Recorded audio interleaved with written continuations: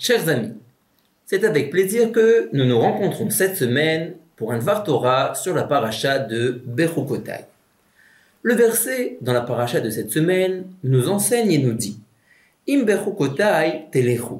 Si vous respectez mes lois, ve'et mitzvotai tishmeru va'asitem otam, et que vous accomplissez mes mitzvot.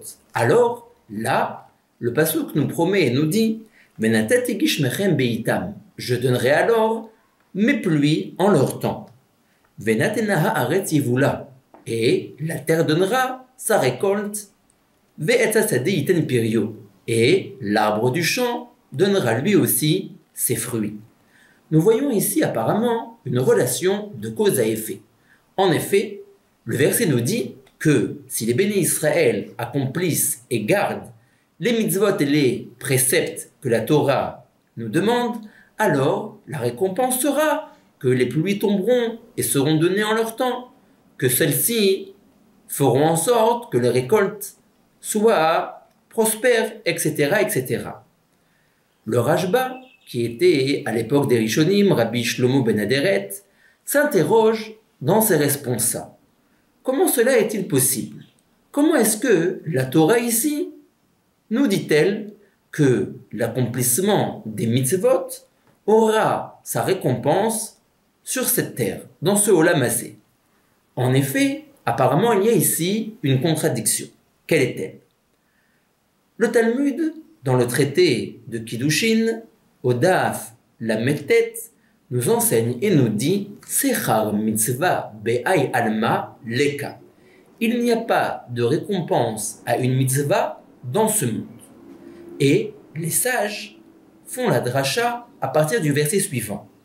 Varasitem otam, vous accomplirez les mitzvot de Hakadosh Baruch Hu. Ayom la asotam, aujourd'hui c'est le moment seulement de les accomplir. Ou machar les kabel secharam. Et seulement dans un second temps, qui est appelé machar, qui est appelé demain, c'est-à-dire dans le monde futur, les kabel secharam, vous pourrez avoir accès à la récompense de ces dites mitzvot.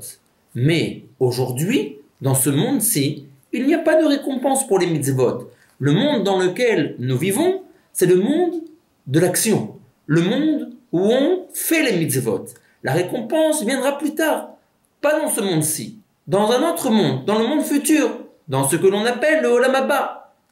Parce que dans ce monde-ci, dans lequel nous vivons, qui est un monde d'action, Schar mitzvah bayalma leka, il n'y a pas de récompense aux mitzvot. Comment donc, à partir de cette Gemara, à partir de cet extrait du Talmud, comprendre les versets de notre pasuk, qui nous dit que si les Bnei Israël accomplissent les mitzvot, ils auront une récompense dans ce monde-ci. Le Rashba, Rabbi Shlomo ben Aderet, dit quelque chose de stupéfiant, de fulgurant. Le Rashba nous dit que, en réalité, quand nos sages ont dit et ont commenté dans la Gemara qu'il n'y avait pas de récompense dans ce monde-ci pour les mitzvot, ils faisaient référence aux mitzvot qui ont été accomplis par une personne seule, par un homme yachid, par un ben Israël isolé. Il a agi, il a accompli sa mitzvah tout seul. Là, la Torah et les Chachamim nous disent et nous enseignent que cet homme qui a accompli sa mitzvah seul n'aura pas sa récompense dans ce monde-ci, mais il l'aura macha, demain, dans le monde futur. En revanche, nous dit Rabbi Shlomo ben Aderet le Rashba, quand les bénis Israël accomplissent une mitzvah en collectivité, alors là, il n'est pas dit qu'ils n'auront pas leur récompense dans ce monde. Au contraire, quand les bénis Israël accomplissent une mitzvah en collectivité, en communauté, alors là, ils auront la récompense de leur mitzvah dans ce monde-ci. Ils n'auront pas besoin d'attendre le monde futur. Ces paroles du Rashba, nous pouvons les voir d'une manière très pertinente dans les versets de la Torah. En effet, la paracha, à partir de laquelle les Chachamim ont enseigné Ayom la asotam ou machar le kabel secharam, aujourd'hui c'est le moment d'accomplir les mitzvot, et seulement demain, seulement dans le monde futur, de recevoir la récompense de ces dites mitzvot, toute la paracha où se trouve ce verset est écrite au singulier. En effet, là-bas, la Torah nous dit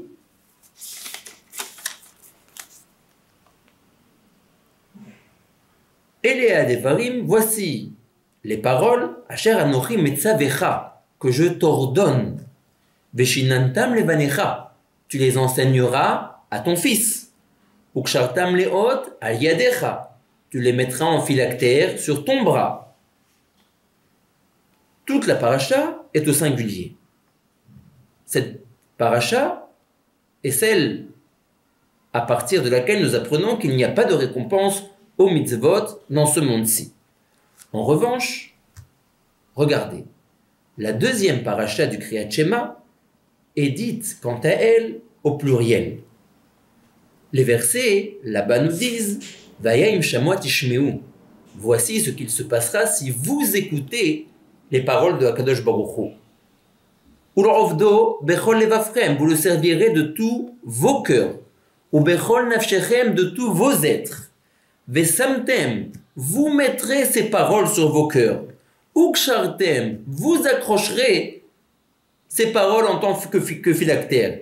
Velimadetem, et vous enseignerez, etc., etc. Toute la seconde paracha du Kriyat Shema est dit au pluriel. Et, dans cette même paracha, nous voyons que la Torah nous dit Venatati metar artsechem be'ito. Je donnerai la rosée sur la terre en son temps. Encore une fois, la récompense aux mitzvot.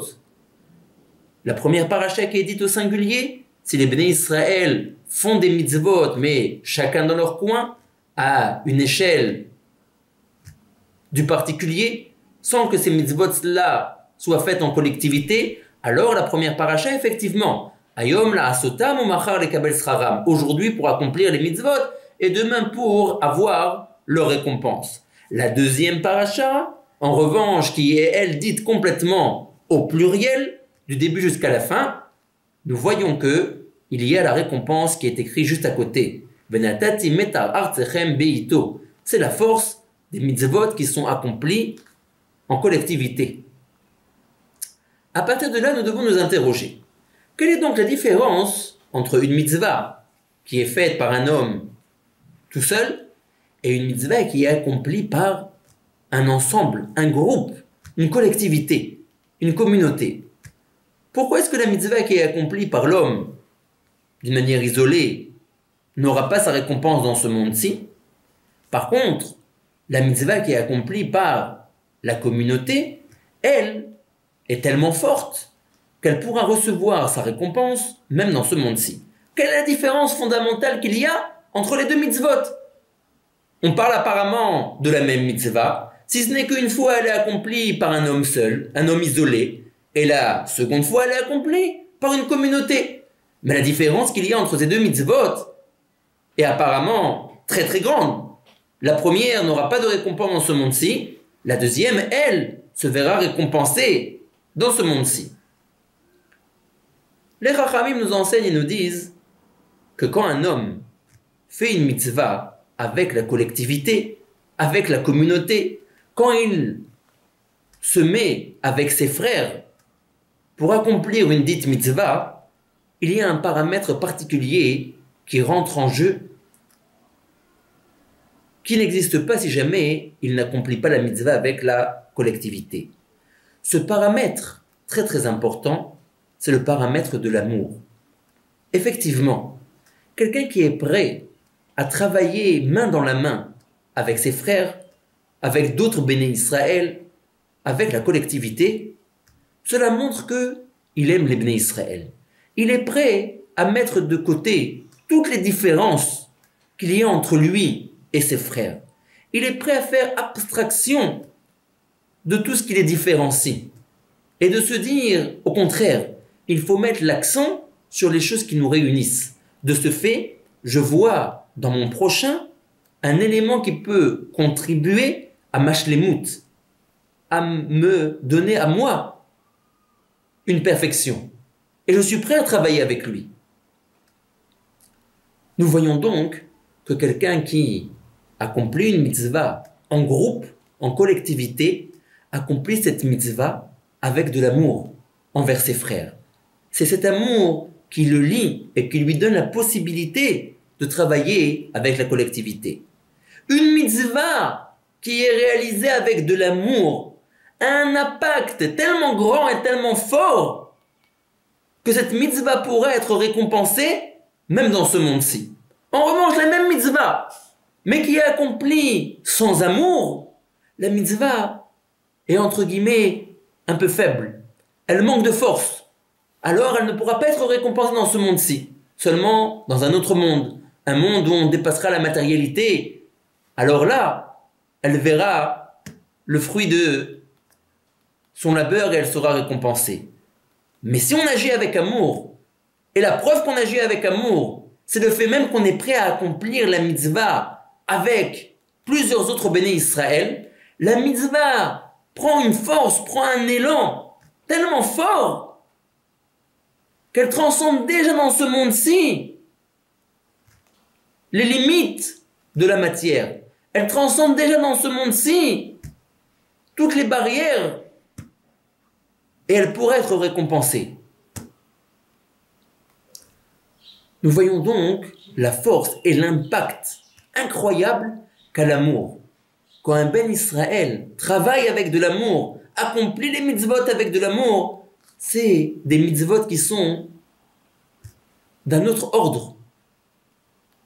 Nous voyons également ce concept, encore une fois, de l'impact et de la force qu'a l'amour dans la Avodat Hashem, dans toute la période que nous sommes en train actuellement de traverser. À partir de Pessah,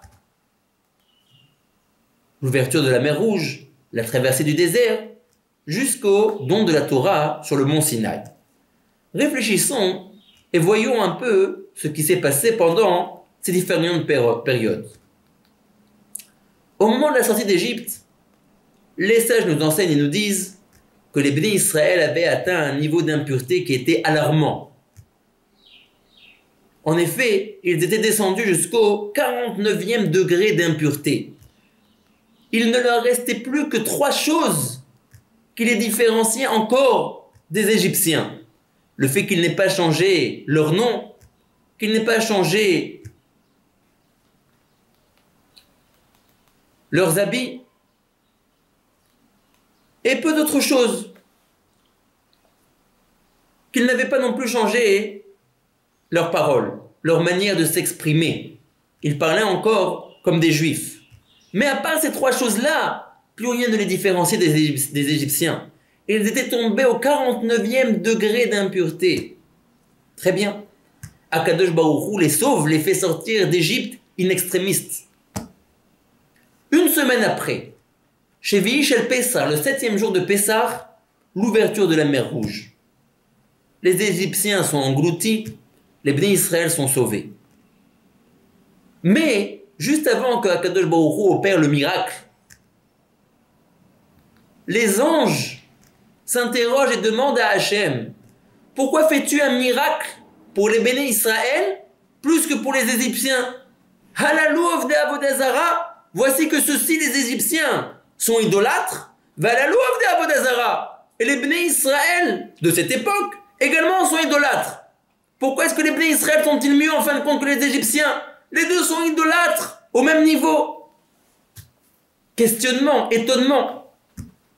6 semaines après le don de la Torah, Shavuot, là, les béné Israël sont makdimim, font précéder Naaseh les Nishma. Ils disent à Moshe Rabbeinu, nous sommes prêts à accomplir d'abord la Torah et seulement après à savoir ce qu'il y a marqué dedans. Nous sommes prêts à la recevoir telle qu'elle est. Les anges s'étonnent. Migla Razele Banaï, qui a dévoilé cette formule à mes enfants, cette manière de parler, cette manière de se conduire, d'être prêt à recevoir et d'accomplir avant même de savoir ce qui est marqué à l'intérieur. Seulement des anges, seulement des gens qui sont à un très haut niveau de spiritualité peuvent s'exprimer d'une telle manière. Les Chachamim nous disent dans le traité de Shabbat qu'au moment où les béné Israël se sont tenus au pied du Har Sinaï ont été Magdimim Naaseh les Nishma. Ils ont dit nous ferons d'abord, après nous comprendrons, nous chercherons la raison des mitzvot. Alors, Paskazou Amatam, l'impureté naturelle qui est ancrée dans les corps à cause de la faute de Adam Arishon a disparu de eux. Ils sont revenus au niveau de spiritualité du premier homme avant qu'il ne faute. Comment? Le Baal HaAkeda demande, comment une chose pareille est-elle possible? Comment? Il y a encore 6 semaines, chez Vish el Pessah, les anges s'étonnaient et disaient sur les Bnei Israël qu'ils étaient des idolâtres.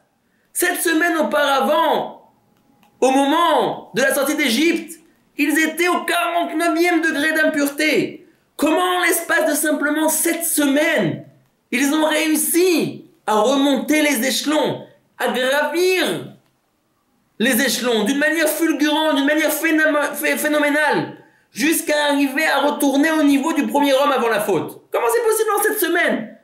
Même si quelqu'un avait 120 ans, c'est apparemment une mission, un travail qui est presque du domaine de l'impossible. Comment eux ont-ils réussi à faire une chose pareille en seulement 7 semaines? Le Baal HaAkeda nous dit c'est parce qu'ils ont travaillé avec de l'amour. Quand ils ont entendu de la bouche de Moshe Rabbeinu que Akadosh Baruch Hu voulait dans quelques semaines descendre du ciel pour se marier avec les Béné Israël, pour faire avec eux une choupa, pour les prendre en tant que peuple élu et leur donner la Torah qui lui est tellement chère, alors ils ont été pris d'un élan d'amour fulgurant. Cet amour a décuplé leur force. Cet amour a décuplé la valeur de leur travail. Et ils ont réussi à accomplir en 7 semaines ce que quelqu'un qui agirait et travaillerait sans amour ne pourrait certainement pas faire même en l'espace de 120 ans. C'est encore une fois la force de l'amour. Quand on travaille avec amour, alors les forces sont décuplées. Que ce soit les forces personnelles de la personne qui travaille avec cet amour, que ce soit les forces qui sont mises dans la mitzvah elle-même que l'homme est en train d'accomplir. Et ce secret est déjà connu de toutes les nations. Est-ce que le proverbe ne dit pas « L'amour a des raisons que la raison ignore ». C'est-à-dire que d'une manière sensée, d'une manière rationnelle, certaines choses ne sont pas de l'ordre du réel, ne sont pas de l'ordre du réalisable. Comment recevoir dans ce monde-ci, qui est apparemment un monde qui est aux antipodes de la spiritualité, comment est-ce qu'ici on pourrait recevoir la récompense pour nos mitzvot? Comment est-ce qu'en 7 semaines, on pourrait sortir du 49e degré d'impureté jusqu'à arriver au niveau du premier homme avant la fête? C'est apparemment pas réalisable, pas réel, pas concevable. Là, l'amour intervient. Et l'amour nous montre qu'en réalité, c'est vrai. La raison a raison. D'une manière réelle, ce n'était pas réalisable. Mais quand on travaille avec de l'amour, quand on travaille avec détermination, alors nos forces sont décuplées et l'on atteint des sommets inimaginables. Regardez ce que la Torah nous dit par rapport à Yaakov Avinu. Yaakov Avinu, comme vous le savez, a travaillé chez son futur beau-père Lavan pendant 7 ans pour pouvoir recevoir la femme qu'il désirait, qui était Rachel. Mais voilà, son beau-père Lavan l'a trompé. Et après 7 ans de travail, il lui donne en fin de compte Léa. Lavan lui dit, ce n'est pas grave, travaille encore une fois 7 autres années pour moi, et je te donnerai Rachel. La Torah nous dit, Yaakov a travaillé encore une fois 7 autres années. Imaginez-vous 14 ans de travail. 14 ans de travail pour obtenir en fin de compte sa femme Rachel. 14 ans, c'est long. Ça passe doucement. Surtout quand on s'est fait embobiner au milieu et que ça aurait dû prendre la moitié du temps. Mais la Torah nous dit Ve'ayu be'einav. Toutes ces années étaient aux yeux de Yaakov Keyamim Achadim. Comme quelques jours. Comme simplement quelques jours. Pardon? Comment est-ce que 14 années, loin de chez toi, loin de ta maison, loin de ton père, que tu aimes et que tu chéris tellement. Comment est-ce que 14 longues années peuvent-elles être Kiyamim Achadim, comme simplement quelques jours? Et là, la Torah nous dit le secret. Be'ahavato ota. C'est parce qu'il aimait Rachel. Et que quand il travaillait avec amour. N'oublions jamais, l'amour a des raisons que la raison ne connaît pas. Travaillons avec amour.